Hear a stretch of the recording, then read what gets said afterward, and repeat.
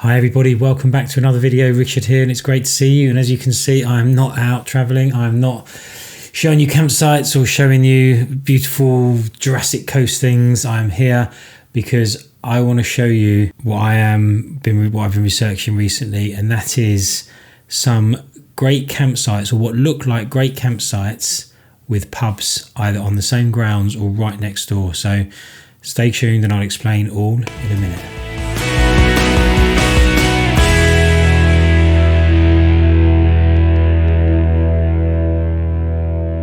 Okay, welcome back everyone. Richard here. Thank you for coming back to the channel. Thank you for watching this video. If you're new here, then welcome. Why not subscribe to the channel? All things campervan and travel and UK travel and outdoor excursions and things like that on the channel. So today, or in this video, I'm gonna explain that while we love our campervan and we love going away all times of the year, we're not just summer campers. We do try and go away as often as we can.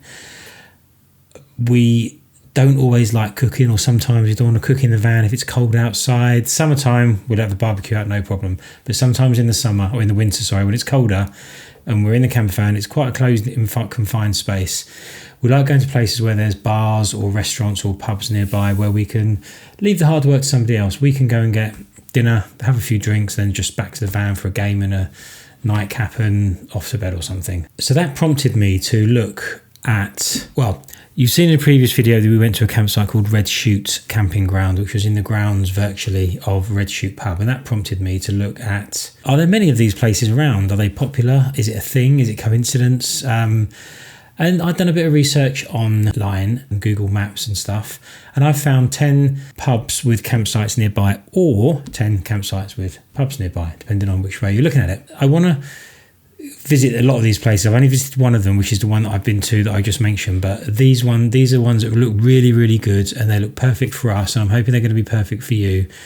And I'm hoping to build up. Now, the vid title of this video may be a little bit misleading if I've called it the ultimate guide to pubs with campsites, because it isn't the ultimate guide. But what I want to do is I'm hoping to get contributions from people watching this of pubs and campsites that they know that are next door to each other that I can add to the website, so that if people want a resource of things like this, then it may be useful for other people to have a massive list of campsites with pubs and places to eat and that nearby. So if you have got any suggestions, you can either go to drivinghorizons.com, click on the contact me page or contact us page and send me a message, or you can leave a comment down below of any pubs and campsites that you might recommend that are suitable for this kind of thing. So within walking distance, we don't want to be walking 45 minutes, we want to have a 5-minute walk to the pub next door, which is what all of these pretty much are. So so without further waffling, just one thing to bear in mind, okay?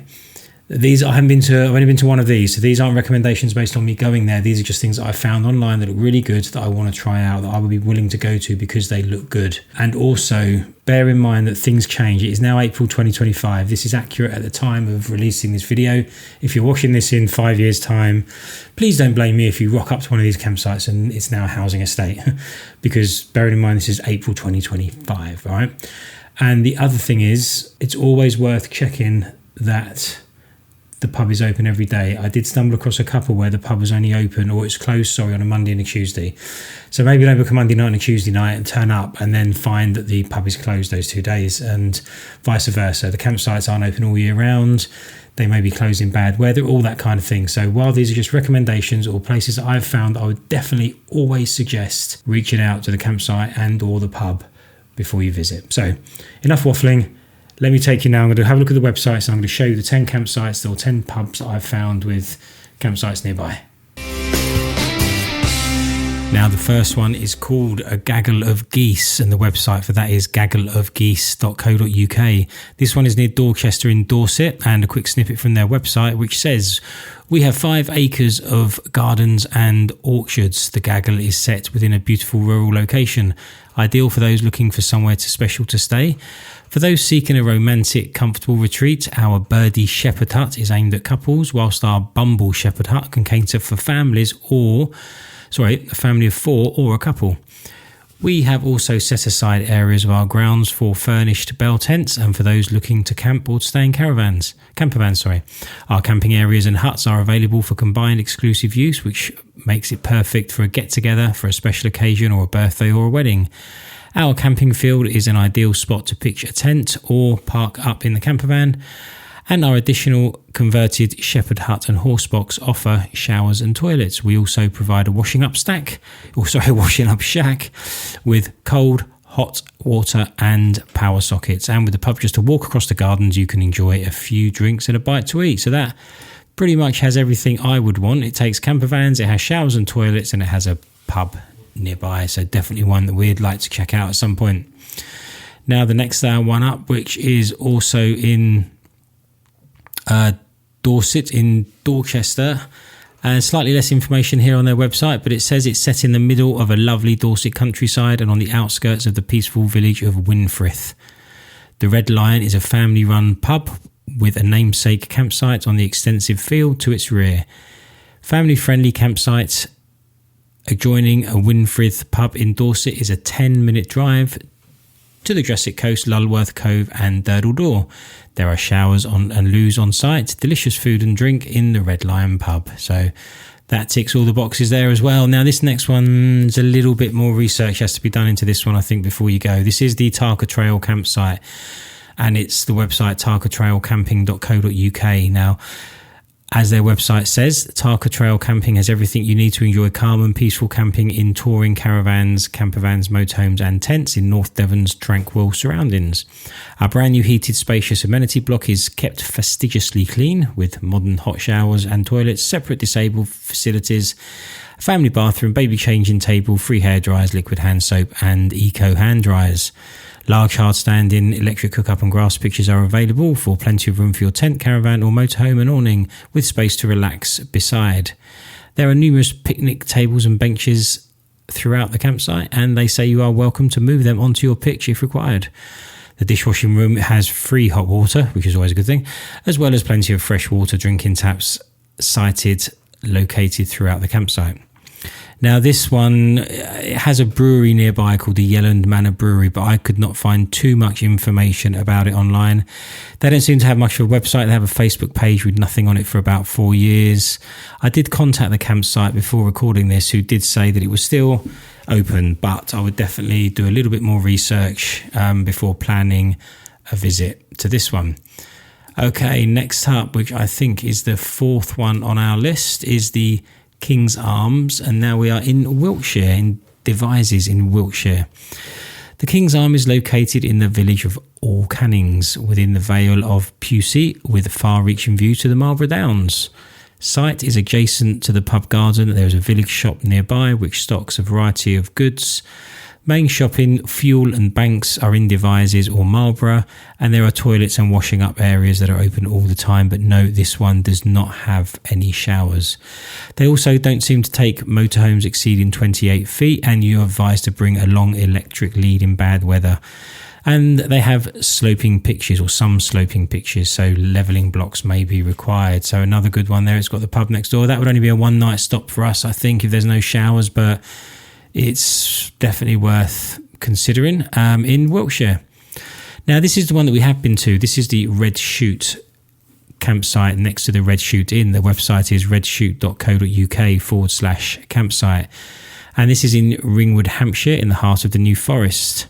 And their website says, just 20 metres from our pub, you'll find the Red Chute Camping Park. Nestled in the heart of nature, this campsite offers 96 camping pitches, including 63 with electric hookup. For a unique, luxurious camping experience, choose from 2 charming river keepers' huts or the whimsical stargazing bus known as the bus stop. Each accommodation provides a cosy, distinctive way to enjoy the great outdoors, and the campsite features modern facilities to enhance your stay, including shower and toilet block with underfloor heating, a children's play area, an on-site general store with a bakery, a laundry area and EV charging stations. Accessible facilities and a family bathroom ensure anyone can enjoy their time. And the campsite is proudly dog friendly, so your furry friends are welcome too. Red Shoe Camping Park operates seasonally, opening from March the 1st to October the 31st, or until the end of the school half term if it falls later in the year. Now, I've done a review and a video on this campsite already, and I'll link that up in the show notes below, or up the top of the screen somewhere if you're watching this on YouTube, and definitely worth checking it out because we really liked it. And this is the campsite that prompted me to do some more research into this type of campsite. Now, the next one, the Anchor Inn in Dorset. This is in Bridport, Dorset. Now, this is slightly different because the Anchor Inn has no affiliation to the campsite at all. It just happens to be a pub which is quite close to a large, I don't want to call it a holiday park, because I don't think it has things like bars and restaurants and pools and things like that. But its location is right on the coast, and apparently they say it's got easy walks to 2 local pubs. And their website says a truly scenic getaway. Golden Cap is a welcoming holiday park on the Jurassic Coast, just 150 yards from Seatown Beach and surrounded by 2,000 acres of National Trust land. The holiday park is ideally situated for walking the Jurassic Coast and a perfect base for exploring the unspoilt Dorset countryside. The Southwest Coast Path winds right past the park entrance, and if you're feeling active, you can take a walk to the top of Golden Cap, which is the highest cliff on the south coast of England, with incredible views across Lyme Bay. It has lots of facilities, including an on-site shop, laundry, play area, plus a lot more, and you can find that over on the Golden Cap's website. This is one that I really want to look at because it's in walking distance to the beach as well as a couple of pubs. So I think that this one is going to be hopefully one we're going to get to visit in the next month or two, so stay tuned for that.